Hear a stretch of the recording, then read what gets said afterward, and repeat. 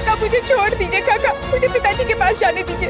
वो अस्वस्थ है, मेरे पास रहने से वो ठीक हो जाएंगे। मुझे छोड़ दीजिए। मेरे सामने जिद मत करो रूपमती। सुनो बेटी, मेरी बात ध्यान से सुनो। इस कक्ष में आकर तुमने अच्छा नहीं किया। महाराज को इस वक्त बहुत आराम की जरूरत है।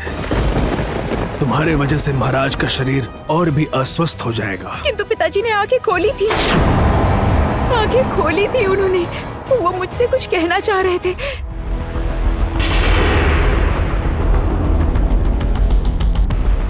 किंतु उसके बाद फिर से बेहोश हो गए।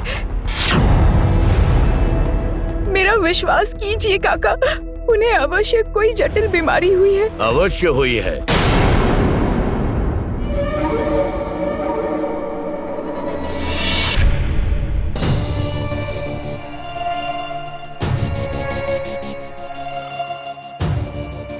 राजकुमारी, महाराज को केवल जटिल नहीं, बहुत जटिल बीमारी हुई है।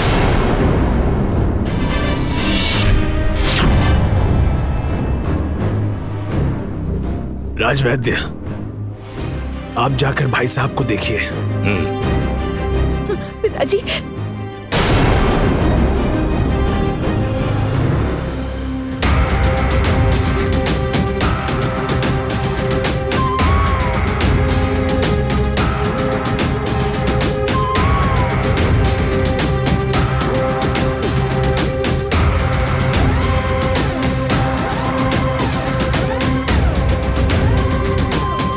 महाराज को होश आ गया इतनी जल्दी? उस काली शक्ति का असर इतनी जल्दी कैसे समाप्त हो गया? रूपमती कह रही थी कि वो कुछ कहना चाहते थे। नहीं, कुछ तो ऐसा है जो मैं पता नहीं कर पा रहा। कोई नहीं है इस बार मेरे और उस महाअमृत कलश के बीच। कोई भी नहीं है और कोई आ भी नहीं पाएगा।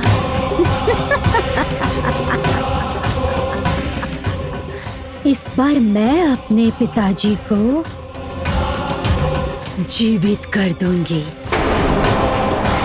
मेरे पिताजी खुशराज विकट को इस बार बचा लूंगी। मैं बचा लूंगी, मैं बचा लूंगी, मैं।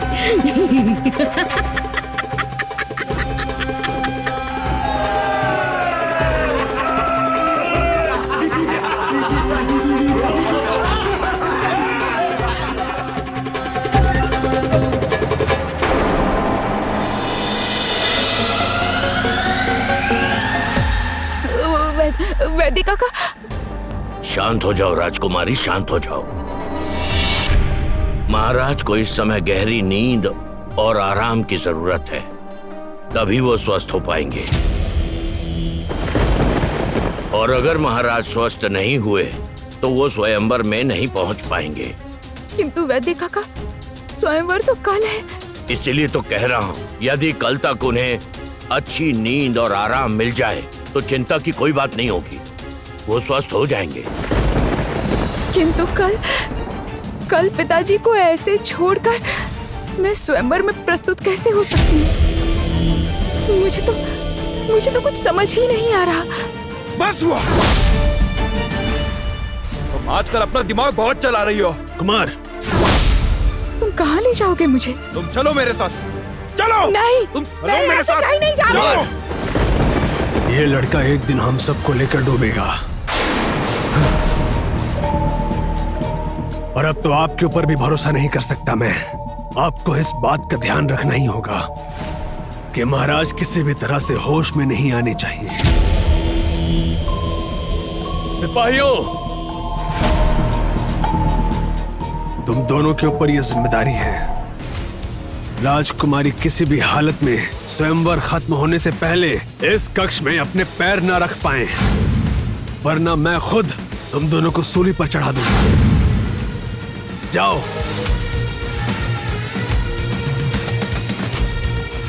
आप अपना काम कीजिए।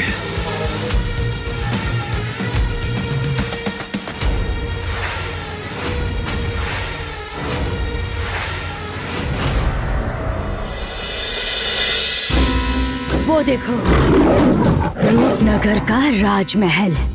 मेरे पिताजी तुम्हारे राजा खुश राज विकट का हत्यारा आज स्वयंवर सभा का आयोजन कर रहे हैं, किंतु मैं कल स्वयंवर सभा में मृत्यु का हाहाकार मचा दूंगी। इस राजमहल के सारे सदस्य कल का सूर्य नहीं देख पाएंगे। ये रात उन सबके जीवन की आखिरी रात होगी। जय खुश रानी चोटीला की जय। जय खुश रानी चोटीला की जय। जय खुश रानी चोटीला की जय।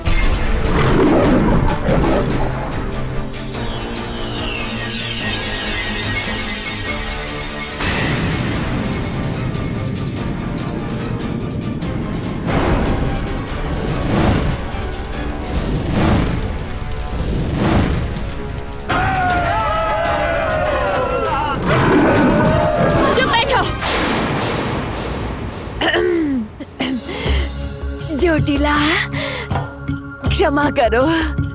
वो क्या है ना, कहीं हम बहुत जल्दी तो नहीं कर रहे हैं ना चोटीला? नहीं नहीं चोटीला, मैं बस ये कहना चाहती हूँ कि अगर हम थोड़ा सोच समझ कर हमला करते तो अच्छा होता ना। क्योंकि ये जो महाराज विक्रमदेव हैं, उन्होंने जो अमृत जल मंदिर में रखा हुआ है वहाँ हम पहुँच तो जाएंगे, किंतु महाराज को भी तो वहाँ लेकर जाना होगा ना।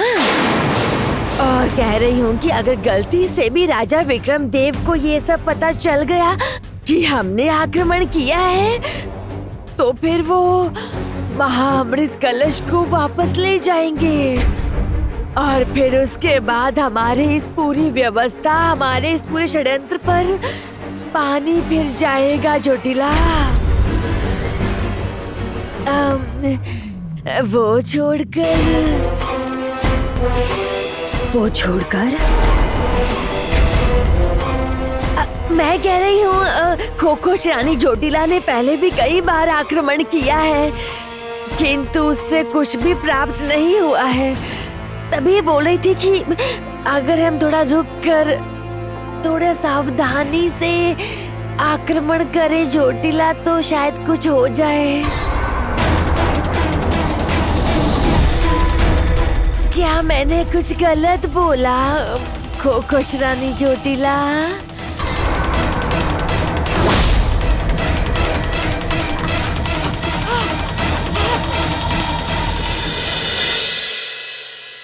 इधर आओ, आओ भाई इधर। छोड़ो भाई।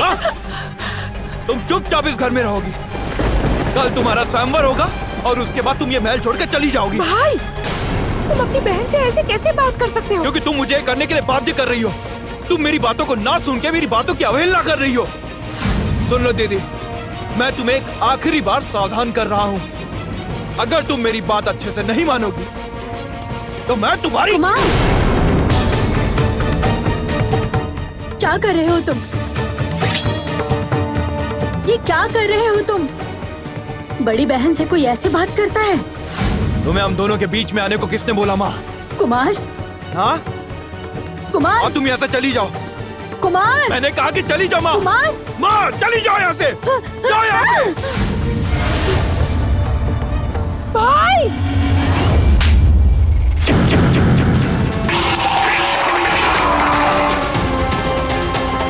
ये क्या कर दिया मैंने?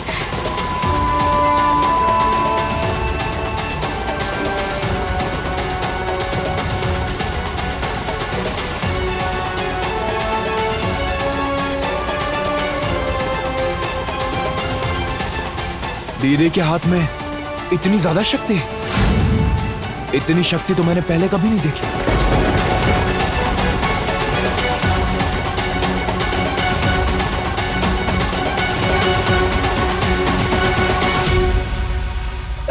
भाई, भाई मैं तुम्हें ऐसे मारना नहीं चाहती थी। मैं सच कह रही हूँ भाई।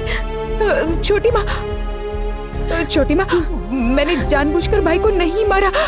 मैं सच में उसे ऐसे नहीं मारना चाहती थी। सुनो भाई, तुम्हें चोट तो नहीं लगी ना? तुम्हें नहीं लगी ना? मैंने जानबूझकर नहीं मारा। तुम्हें चोट नहीं लगी ना? नहीं, तुम्हारे एक थप्पड़ से मुझे थोड़ी ना लगने वाला है। मुझे कुछ हुआ नहीं है। मुझे चक्कर रहता है, इसलिए मैं खुद को संभाल नहीं पाया। छोड़ो, तुम अपना काम करो। मुझे कुछ हुआ नहीं है, मैं चलता हूँ। मेरा पुत्र तो अपने ही पिता के भाई को मारने की कोशिश कर रहा है। अगर रूपमती ने स्वयंवर में कोई बाधा किया तो ये उसे भी नुकसान पहुंचाने में बिल्कुल नहीं सोचेगा। इतने समय बाद हम माया कवच को तोड़कर रूपनगर की धरती पर खड़े हैं, फिर भी तुम्हें इतना डर क्यों लग रहा है? डर नहीं लग रहा, बस मेरा गला छोड़ दो चोटिला।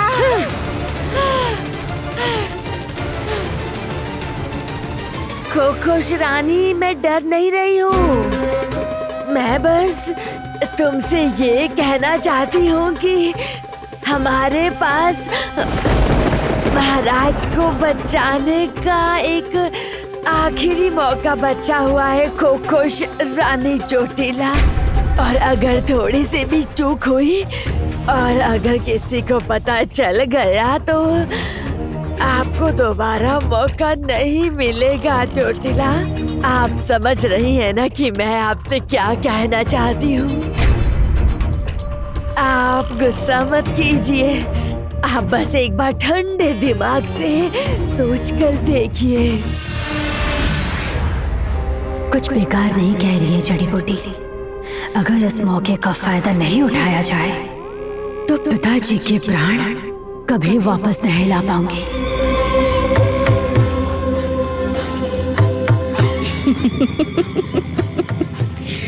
इस खोखोश के जीवन में तुमने पहली बार तुमने अक्ल की बात की है। मेरे साथ रहते रहते तुम्हारा दिमाग चल रहा है जड़ी बूटी।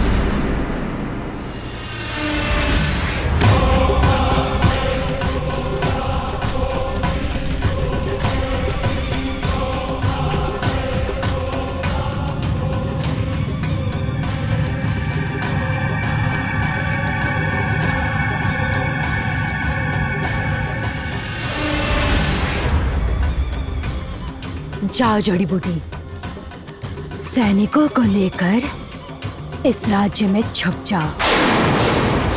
मेरा संकेत मिलते ही हमला कर देना। चोटिला, संकेत मतलब तुम कहीं जा रही हो क्या?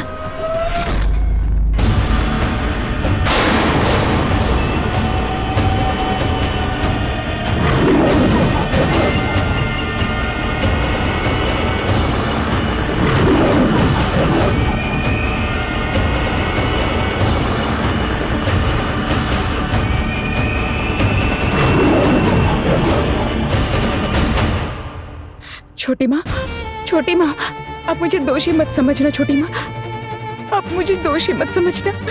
बचपन से आज तक मैंने उस पर हाथ नहीं उठाया। आज मुझे क्या हो गया मुझे समझ नहीं आ रहा।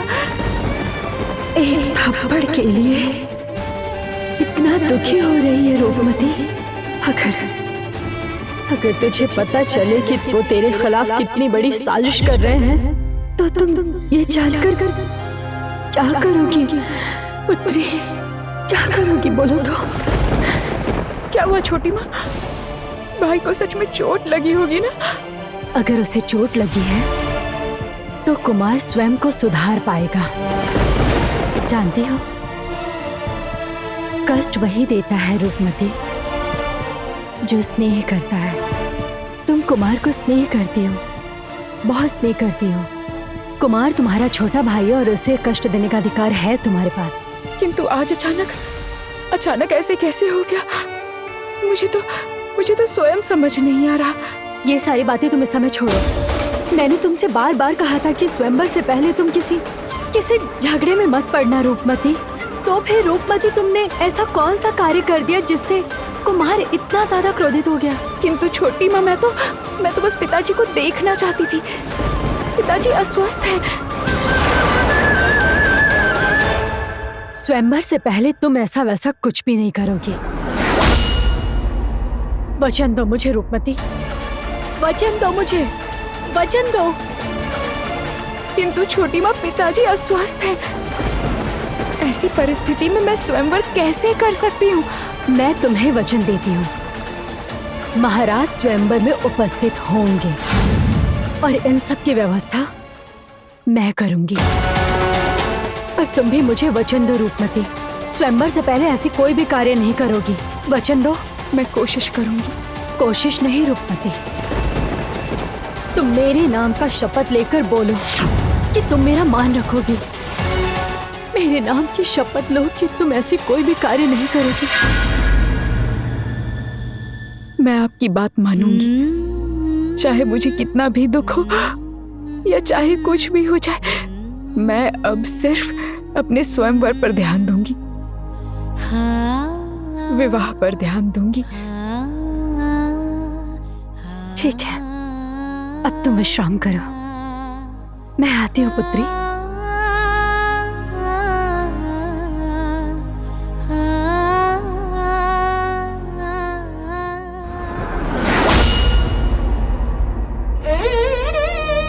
मेरी पुत्री ने तो कह तो दिया, पर इसका मन अब भी बहुत चंचल है। अगर इसने फिर से कुछ कर दिया तो?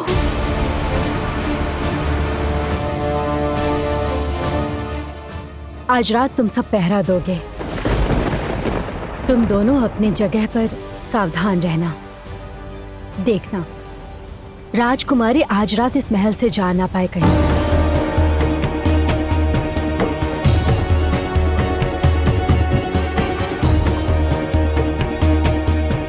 हे माँ बांसुरी चढ़नी, बस एक और रात्रि, बस एक और रात्रि। इस बच्चे की रक्षा करना माँ, आप इस बच्चे की रक्षा कीजिएगा।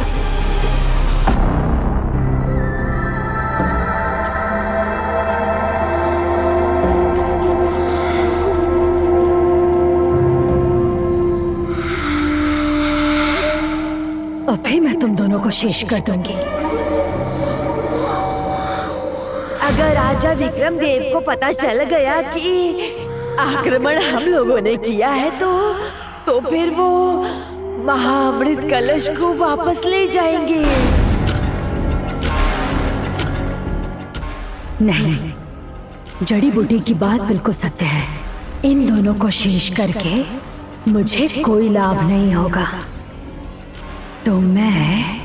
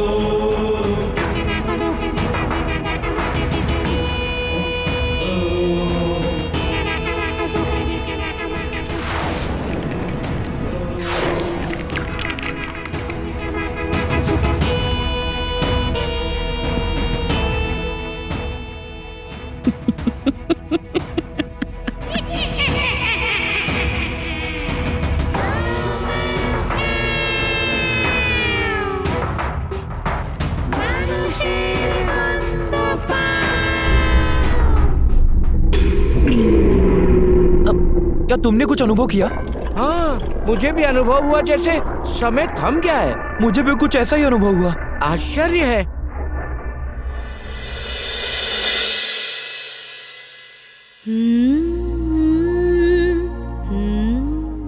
थोड़ी देर बाद चंद्र ग्रहण होगा।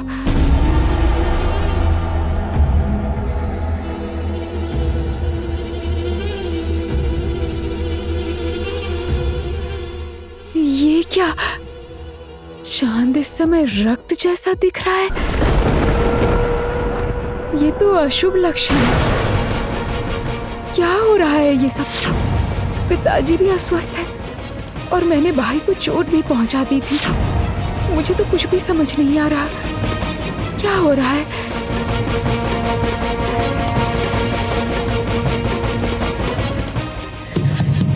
द्वार खोलो, कोई है क्या? द्वार खोलो, द्वार खोलो, मुझे पिताजी से एक बार मिलना है। द्वार खोलो।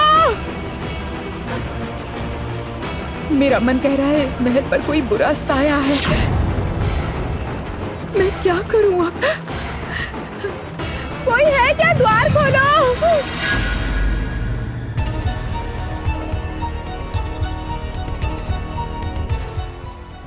पिताजी ने आंखें खोली थी, मुझसे कुछ कहने की कोशिश कर रहे थे। इस बात ने तो मुझे सच में चौंका दिया है।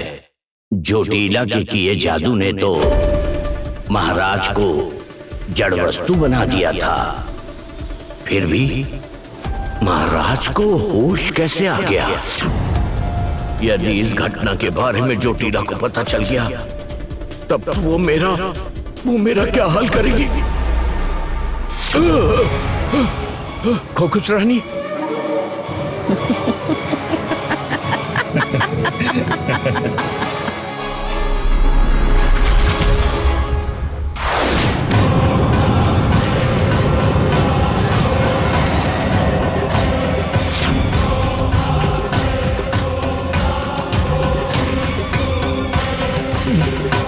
ये क्या कर रही हूँ महारानी?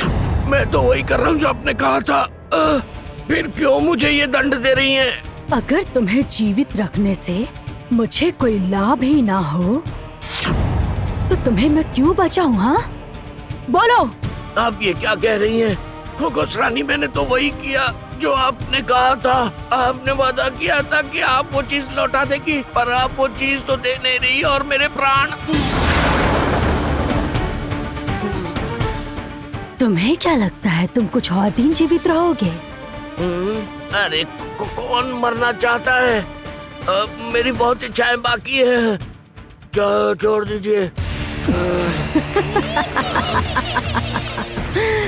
तुम्हारी अधूरी इच्छाओं की जिम्मेदारी मेरी नहीं है, पर अगर जीना चाहते हो तो विक्रम देव के पास जाने का रास्ता मुझे बता दो, किंतु निश्चय ही तुम कुछ नहीं बोलोगे क्योंकि तुम मुझे नहीं जानते। बोलो, बताओगे ना? प्राण बचे तो अवश्य प्रयत्न करूंगा रानी, परंतु ऐसे लटका रहा तो कुछ नहीं कर पाऊंगा।